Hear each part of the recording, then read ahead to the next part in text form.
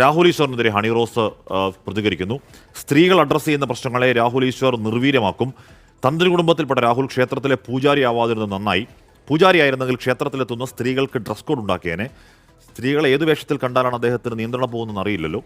ഭാഷയുടെ കാര്യത്തിലെ നിയന്ത്രണം സ്ത്രീകളുടെ വസ്ത്രധാരണം കാണുമ്പോൾ രാഹുലിനില്ല.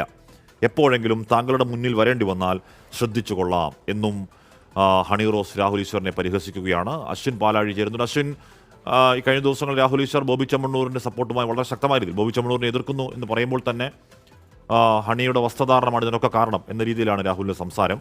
അപ്പോൾ അതിൽ പ്രതികരിക്കുകയാണ് ഹണി റോസ്, അല്ലേ?